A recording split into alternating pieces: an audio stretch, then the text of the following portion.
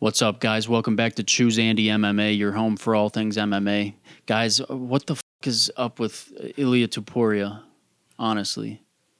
I mean, if you really think about it, what the fuck is up with his ass? Bro came out of nowhere. Bro came out of nowhere, dude. He entered the featherweight division like a damn thief in the night. I didn't even know when I didn't know about his UFC debut. I'm a pretty big fan, man. I watch most of the events. I watch all the pay-per-views. I didn't know when this guy made his UFC debut. And don't pretend like you did. Maybe you did, because if you're like if you just dedicate 24 hours of every day to UFC and looking up stats and shit like that, maybe you knew about his UFC debut, but he went under the radar. I don't often look at prospects that are looking to get into the UFC. I don't pay attention to that. But next thing I know, this guy is beating Josh Emmett, and I'm like, okay, this guy's pretty sick. And right before that, I'm pretty sure the first time I heard about him was the beef with Paddy Pimblett. Going into, who the fuck was Paddy facing on that card? Jared Gordon, the fight he fucking lost? I don't remember. Maybe it was Tony Ferguson. Either way, no, I think it was Jared Gordon. That's the first time I heard about Ilia Topuria. What did he do? Throw hand sanitizer at Paddy Pimblett or some shit? First time I heard of Ilia. Like, after that fight, he just came bursting out with a stupid amount of confidence. A stupid amount of confidence. Calling out Volk. He deserved the title shot against Volk. Volk was kind of, dismissive of Ilia. He was like, this motherfucker's not going to beat. That's what it seemed like to me. He was like, this motherfucker's not going to beat me. He's nothing special. And I didn't think he was anything special. Watching his fight with Josh Emmett, Ilia Topuria's, I was like, okay, this guy is explosive. This guy is dangerous. I didn't think he was going to beat Volk, though.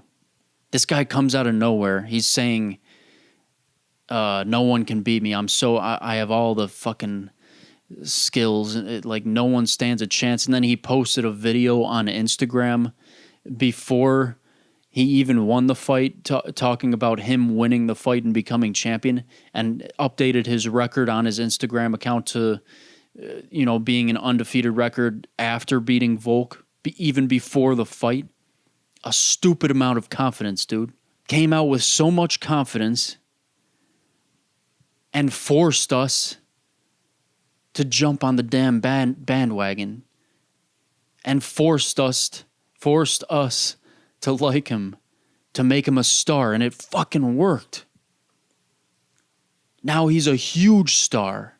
He is maybe the biggest star in the UFC right now, and I will say right now that he should be number 2 pound for pound right now, under Islam.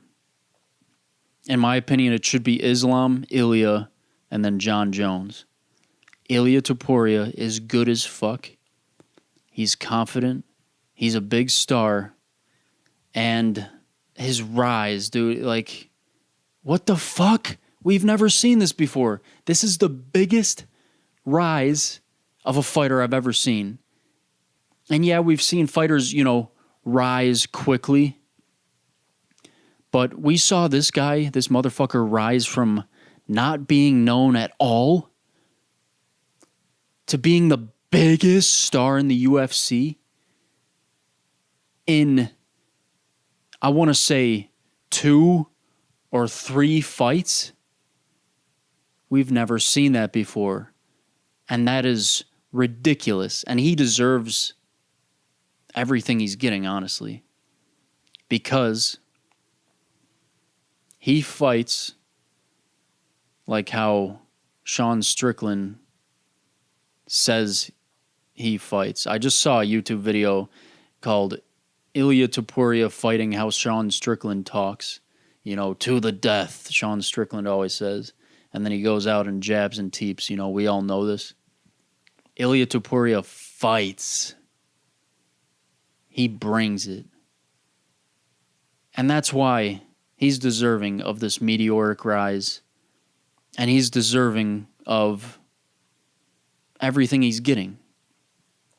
It's just a really strange thing to see someone rise that much in that short of a time period. It's crazy. Guys, in the last episode, I talked about the walk-off knockout and how it's problematic when it comes to the referees and how the fighters that, you know, are doing these walk-off knockouts, they know what they're doing. And it all started with Mark Hunt. Mark Hunt, I'm not talking shit about their tactic of doing this. I'm just saying they know what they're doing with these walk-off knockouts. And I posted a clip of me talking about the problem with the walk-off knockouts, and there were a lot of people saying, like, you know, okay, so let me just restate what I said in the last episode, okay? I said the problem with the walk-off knockout is the fighter knocks their opponent down, and in my opinion, a lot of these walk-off knockouts shouldn't be stopped when the guy is walking away. But because the guy is walking away, the ref sees that, and they're like, oh shit, this guy's saying the fight's done. And this guy's waiting on the ground, maybe waiting for his opponent to get in his guard.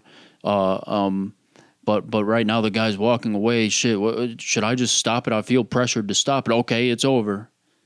The ref stops it because he feels obligated to.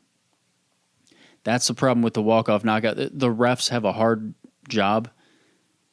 And in that situation, if I was a ref, I would stop the fight too, because it would just be you would feel so pressured to stop the fight because that guy looks so confident that the guy he knocked down is done. And the guy who's on the ground with his guard waiting for his opponent to get in his guard, he still has his whereabouts. And I've seen a lot of walk-off knockouts where the guy is on the ground and still knows what he's doing is just staying on the ground because it's safer with his, you know, welcoming his opponent into his guard. The ref needs to just, you know, be more on their shit. The refs need to be more on their shit. They need to really assess everything. Take at least 5 seconds to assess, okay, does this guy know where he is? Okay, yes, he's walking away. I'm not going to give in to what he's doing. I'm going to assess the situation for what is actually happening. This guy is still in the fight. This guy is telling me he's done. Well, too bad, the fight's still going. The refs need to do that. There are a lot of examples I could show you of walk-off knockouts that were called off that shouldn't have been called off. And I just want to say, like, these fighters, starting with Mark Hunt knew what he was doing with this shit. He knew if he knocked his opponent down and it looked bad enough, if he walked away, the fight's going to get stopped. He knew what he was damn doing. Here's a social equivalent for you guys. Maybe this isn't equivalent, but it's the first thing that popped into my mind. When you're shotgunning a beer, when you and your friend are shotgunning a beer next to each other, and your friend finishes it so damn fast, and you're only halfway through, your friend finishes it, throws the can on the ground, empty. He finished it quick as hell, but you're only halfway through, and you see his can hit the ground. Most people, and I see this all the fucking time, man. I'm a Buffalo Bills fan, and at these, tailgate parties, I see this all the time. The person is halfway through, but they throw their can on the ground, hoping no one's going to realize that it's halfway full, and they didn't even get close to finishing it. Like, they just make this split, like, in seconds, they make this decision. Okay, well, I gotta throw this can down because I don't want to make it look like I took too long to fucking shotgun this beer. I got to do it. He's telling me we're done shotgunning. I gotta throw the can down. He's walking away from his opponent. He's telling me the fight's over. All right, I got to end the fight. No, ref, you got to assess the situation. And you got to really figure out if the fight should actually be stopped or not. No, man, if you're shotgunning a beer and you're halfway through the can, don't throw the can on the ground. Everyone's going to hear that it's halfway full. You got to fucking finish that beer. Have some damn respect for yourself. I don't know if that was a good comparison of situations, but there you go, man. Last thing I want to talk about in this electric episode of Choose Andy MMA. We're the fastest growing MMA podcast in the world, guys. Did you know that? The last thing I want to talk about on this episode is Nina Drama. It's an old topic now, but I just want to talk about her and say she's a good person. She's good at what she does. And I envy her, to be quite frank. Nina Drama came into the sport, unexpectedly. She got that interview with Jon Jones backstage at, who was he fighting? I think it was the Cyril Gane fight. She somehow got an interview with him. I was surprised. Jon Jones doesn't do a lot of interviews with people. This woman came out of nowhere and said, "Hey, Jon Jones, let me get an interview," and he gave it to her. And it was a bit weird. It was a bit awkward of an interview. It was a bit cringe. And I was like, okay, this is just a one-off thing. Nina Drama is, someone that just likes Jon Jones and wanted to get an interview. That's it. Next thing I know, interview with another fighter, interview with another fighter, interview with another, meeting Dana White, working for the UFC now, promoting Power Slap, interviewing another fighter, doing interviews for pay-per-views, working for the she infiltrated the UFC. She's interviewing fighters for the UFC. And guys, I'll say it now. She's doing a good job. She knows social media, and she's doing a damn good job, in my opinion, but she's getting a lot of hate. And I think the hate is coming from maybe people thinking she fucking infiltrated our sport. She doesn't know this fucking sport, and now she thinks she can just run shit and talk to fighter. I think that's where the hate is coming from, to be honest. Because she is cringe, but why hate on someone for being cringe? And when I say she's cringe, it's a charming kind of cringe. And I envy her because she never changed.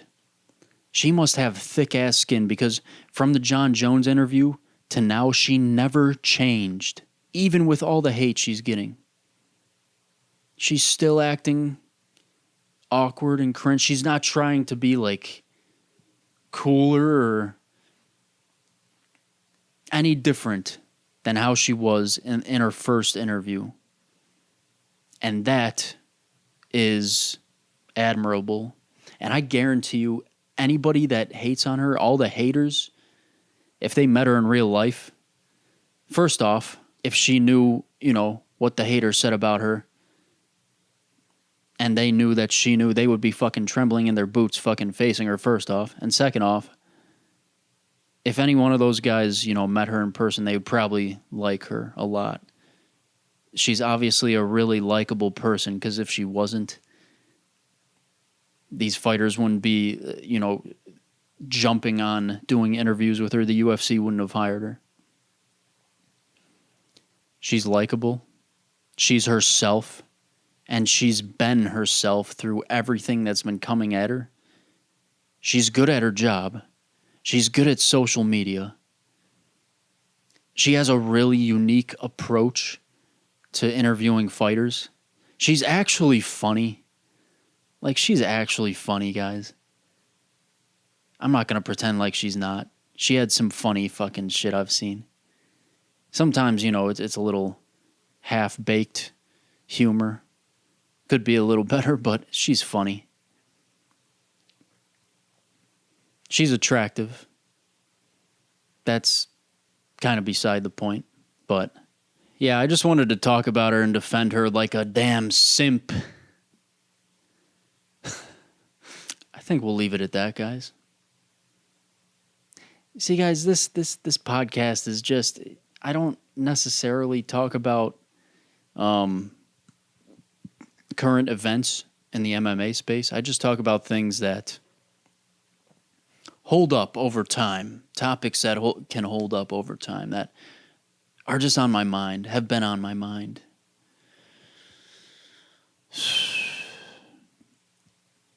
Not a lot of people I actually think maybe one person will watch this all the way through and hear what I'm saying now. I really just make these to get the clips out of them. The clips do better for me. But if you're watching, you know, if you're here watching till the end, leave me a comment telling me who your favorite Power Ranger is. How about that? All right, I'll see you guys in the next one.